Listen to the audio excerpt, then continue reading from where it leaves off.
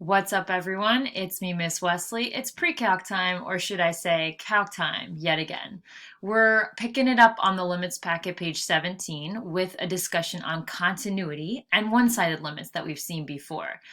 Today we formalize this definition, but we've spoken of this concept before, and continuity is a really crucial concept to limits and the basis of calculus. It says informally, you could say that any of these functions gets to be deemed continuous on an open interval, meaning not inclusive of its endpoints, when its graph can be drawn with a pencil without ever lifting the pencil from the paper.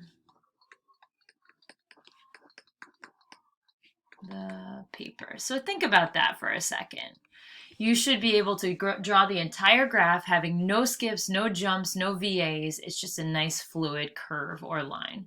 Discuss the continuity of each of these functions. These are ones that actually we could probably just picture in our heads without the help of a calculator. You've got a hyperbola, a rational graph in part A, and it's got asymptotes, right? You've got a vertical asymptote at the denominator set equal to 0, so that should be right over the y-axis. And it's bottom heavy, so you have a horizontal asymptote right along the x-axis.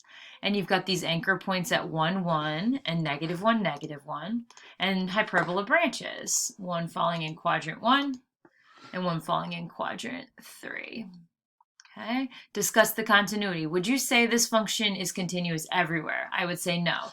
I would say it's got a discontinuity. It's actually, if you want to write a vocab word here, it's a non-removable, we'll talk about the definition of this in a second, discontinuity. At one x value, really, right? You could draw this branch without lifting up your pen. You could draw that branch without lifting up your pen, but you've got to lift up your pen at x equals 0. At the x value 0, you have a vertical asymptote. The reason they call this non-removable is it would actually be very hard to redefine this function and remove the discontinuity connecting the two branches. So there's one skip in the graph. How about for part B? I have a feeling for A, x equals 0 was a problem. For B, I have a feeling x equals 1 is going to be a problem, right? Because we don't want x to be either of those numbers. You could have said part A is continuous for every value in its domain, because 0 does not fall in the domain of the first function. Like for part B, 1 is an undefined value for x in this function. Well, technically, if I were to do some algebra here and factor the top, you would get those x minus 1s to cancel, right? Meaning that there's a hole in the graph at x equals 1. This is just a line. It's a line shifted up 1 unit where there's a hole at x equals 1. You still can't graph the entire thing without skipping that point. So you call this a removable discontinuity. So anytime someone asks you, is a discontinuity removable or not, holes are actually called removable discontinuities. So we'll say add x equals 1 this time, and that's where a hole in the graph falls. Holes are removable because it would be easy to redefine this function piecewise and set f of 1 equal to 2 to plug in that discontinuity and make this thing a nice fluid curve. What about C? You're piecewise, speaking of piecewise functions. So when x is less than 0, you're graphing the line y equals x plus 1. So you've got this line up to 0, less than or equal to. So let me just fill in the dot there. On the other side, you have a coincidence. If you were, I know it says x is greater than 0, but if you were to plug in 0 for x, you would be at that closed-in dot. You'd be at 1. So e to the 0 equals 1. E to the first power is right under 3, and you get the exponential growth curve from there. Nice and continuous. I'm going to say continuous over all real numbers. So I'll say all real x for that function. What about sine of x? Can trig enter the conversation here? Well, sure. Sine of 0 is 0, sine of pi is 0, sine of 2 pi is 0, and this thing rises up to 1 and it falls down to -1. And it's a nice continuous trig function, right? And just keeps going and going and going. It's continuous. I'm actually just going to arrow this over to both of these. For C and D, you've got continuity everywhere. So let's get a formal definition. These three formal conditions for continuity at a point might be the most important thing that you copy down today. And we've got pictures above of 3 functions that actually break continuity for 3 separate reasons. In order for a function to be deemed continuous at C, all 3 of these following conditions need to be met. First of all, there has to be a function value at C. So f of c must exist. And in this first picture, f of c is not defined. So this is breaking condition number 1 for continuity. You can't even go to the other conditions because there's no function value there. Second of all, there also has to be a limit there. So I'm going to say the limit as x approaches c of f of x also must exist. So like in the first picture, I didn't say we broke condition 2. There actually is a limit here. It's whatever this y value is going to be. I'll just call it L, but there's no function value. It broke condition 1. In picture number 2, condition 1 is met. You have an f of c. It's right here, this close-in dot. However, you have a jump in the graph. The limit from the left does not equal the limit from the right, and we would say we're breaking condition 2 out of the formal conditions for continuity. All right, condition 3, you have a function value, you have a limit. That function value must equal the limit value.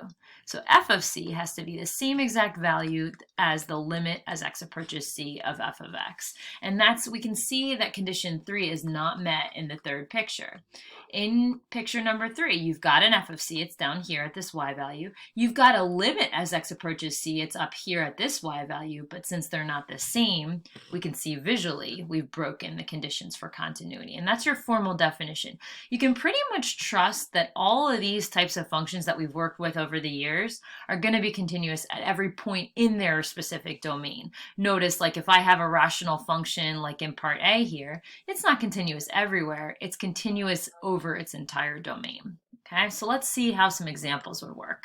We'll run through a couple of these. It says decide whether a given function is continuous. If it's continuous, you have to show formally that those 3 conditions are met. So you have a little bit more work to do if you decide it's continuous. If I'm just looking at number 1 with common sense, I can think of the shape of this. I see no problem with a parabola that's opening up. I don't think there's going to be any holes in it. I don't see any undefined values for x. So why would there be a problem at x equals 2? Well, let's go through the 3 conditions. Is there an f of 2? Well, sure. And the way you'd be getting that f of 2 is with a direct substitution, the same way we would be getting the limit as x approaches 2. So I'm going to kind of just write this succinctly here. F of 2 is going to be the same thing as the limit as x approaches 2 of f of x, and show me what it equals, right? You'd be saying it's 5 times 2 squared minus 6 times 2 plus 1. So there is an f of 2, there is a limit as x approaches 2. You'd be getting those values the same exact way. You'd be getting 9 either way, right? 20 minus 12 plus 1. So we're going to say, therefore, this thing is continuous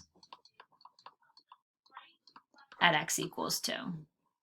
Okay, same thing would happen in number 2. A plug-in would get you both values. There's no problem with the value 1 here, so you'd be getting continuity. What about for 3?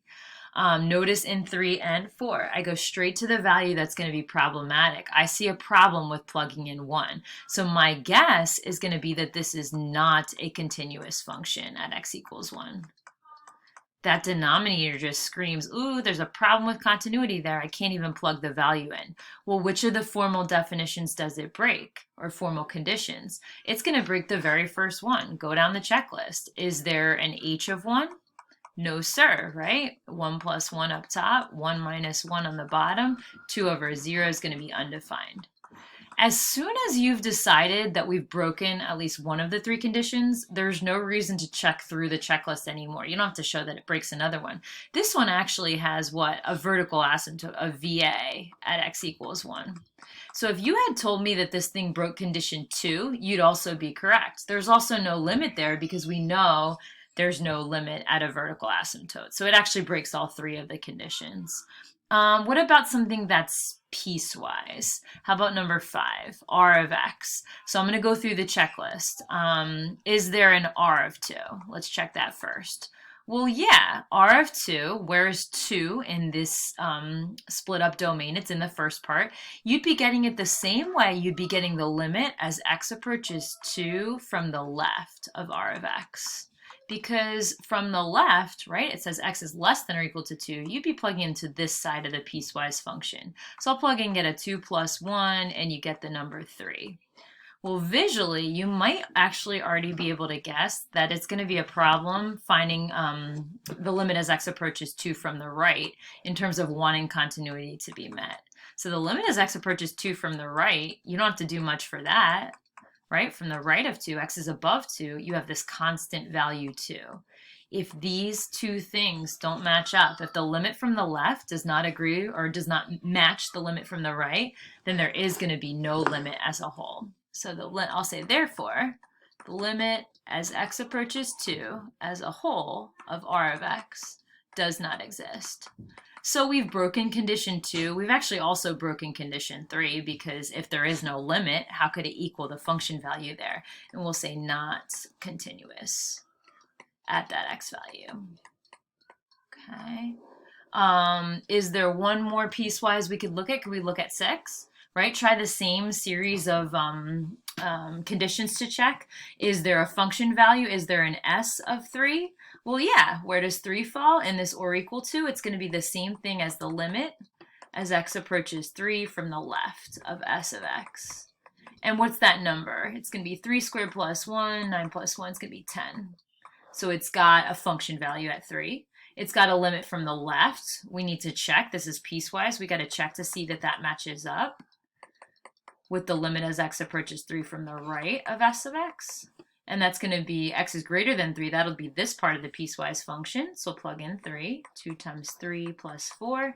And these two sides are going to link up. If we were to graph this piecewise function, we would see that this parabola is going to meet up with the line 2x plus 4. You'll have something like this. And it will happen to just have continuity where you could graph the entire thing without lifting your writing utensil. So I'll say, therefore, the limit as x approaches 3 of s of x does equal 10. Left and right side agree. And that equals s of 3. So all said and done, we can just say, therefore, this thing is continuous over its entire domain, and especially at the point in question where the function rule changes at x equals 3. I love seeing ones like 7, 8, 9, or 10 where I can just look at a graph and discuss the continuity. We can just talk it out without having to write it. 7's a rational graph, and it's got breaks in continuity, non-removable discontinuities at 2 and -2. 8 has a removable discontinuity, a hole at x equals -1. You always give the x value where the discontinuity might fall. 9, you could say, has discontinuities that are non-removable because there are jumps in the graph. How could you sum it up? At -2, at -1, at 0, 1, 2, 3. I'll say at all integer values. This we haven't worked with much, this notation. It's kind of interesting, and you can actually graph it on your calculator too, those double brackets called the greatest integer function. And it kind of, some people call it the step function, although this is slanted, it makes sort of like a staircase looking shape. And 10, just talking it out, has one removable, I should say, discontinuity, a hole at x equals 1, right? Other than that, nice continuous graph. Last but not least, what value of c would make the piecewise defined function continuous over all real numbers in the domain? I mean, I know this part of it's some sort of line that slopes up or down, and I know this part of it's some sort of parabola. I want them to meet up. Where would there be a problem with discontinuity? At that value where the function rule changes. You're going to set for both of these the limit as x approaches 3 from the left of f of x equal to the limit as x approaches 3 from the right of f of x. So do a plug-in. Left side limit's going to be cx plus 1. So do c times 3 plus 1. Right side limit's going to be this with 3 plugged in for x. So c times 3 squared minus 1. If you solve this out, setting these two equal to one another, so 3c plus 1 equals 9c minus 1. Solve for c, you get 2, I think, is equal to 6c.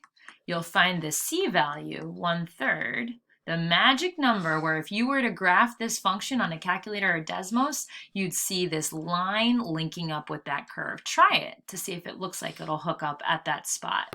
Check it out. This method works for any one of these piecewise defined functions where you're trying to make the one side meet up with the other side.